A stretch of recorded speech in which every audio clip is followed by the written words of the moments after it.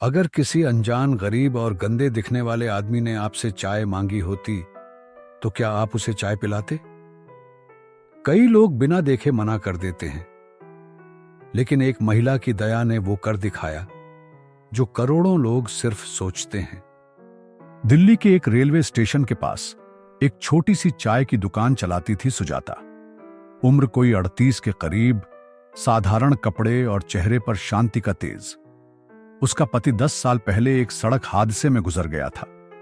तब से वो अकेले ही अपने बेटे को पढ़ा लिखा रही थी।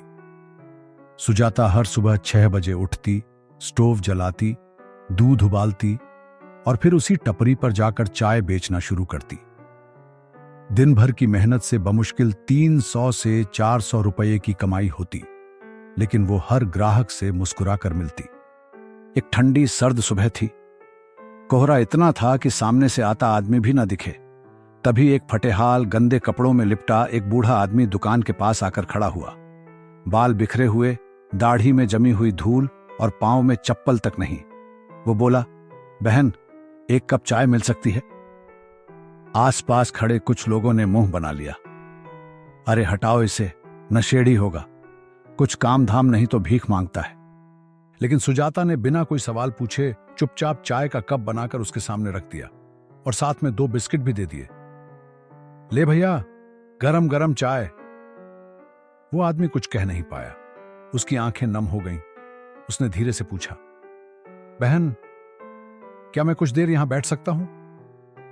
हाँ, बैठ जा, तुझे कोई नहीं निकालेगा यहां से, सुजाता ने मुस्कुराकर कहा। उस दिन के बाद वो बूढ़ा हर सुबह आता, कभी चाय पीता, कभी सिर्फ सुजाता से 2 बातें करता और चला जाता। कई बार सुजाता उसके लिए पुराना स्वेटर या खाना भी देती। कुछ ग्राहक चिढ़ते, पर सुजाता को फर्क नहीं पड़ता। एक दिन वो आदमी नहीं आया। सुजाता को चिंता हुई। 2 दिन 3 दिन बीत गए। फिर करीब हफ्ते भर बाद एक बड़ा सा एसयूवी गाड़ी उसके स्टॉल के पास आकर रुकी। गाड़ी से निकला एक साफ सुथरे कपड़ों में आदमी जो काफी सभ्य और पढ़ा लिखा लग रहा था। उसने पूछा, क्या आप सुजाता जी हैं? सुजाता घबरा गई। हां, पर क्यों? मैं शरद हूं। दरअसल वो बूढ़ा आदमी मेरे पिताजी थे। वो मानसिक रूप से थोड़े अस्थिर हो गए थे। घर छोड़कर चले गए थे। कई महीनों से हम उन्हें ढूंढ रहे थे। किसी ने बताया कि वो एक चाय वाली से रोज बात करते थे और उनके बारे में अच्छा बोलते थे। वो आप थीं। सुजाता कुछ समझ नहीं पाई। पिताजी अब नहीं रहे, लेकिन मरने से पहले उन्होंने एक कागज पर लिखा, मुझे दया मिली एक चाय वाली बहन से, उसने बिना कुछ मांगे मुझे इंसान समझा।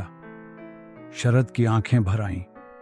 मैं नहीं जानता आपने क्या किया, लेकिन आपने मेरे पिता को इंसानियत की गर्मी दी जो हम नहीं दे सके। कुछ ही दिनों में सुजाता को पता चला कि शरद एक बड़े कंपनी का मालिक है। उसने सुजाता की चाय की दुकान को एक छोटी सी कैफे टपरी में बदल दिया। सुंदर, स्वच्छ टेबल कुर्सियों वाली दुकान। वहां अब गरीबों के लिए रोज एक फ्री चाय का कोना भी बना, जिसे नाम दिया गया दया की दीवार। अब सुजाता न सिर्फ एक बिजनेस चला रही है, बल्कि जरूरतमंदों को मुफ्त में चाय और खाना भी बांटती है। उसके बेटे ने इंजीनियरिंग में दाखिला ले लिया।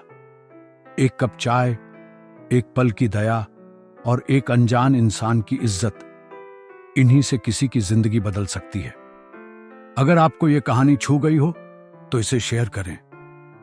शायद किसी और को भी एक कप चाय से इंसानियत मिल जाए।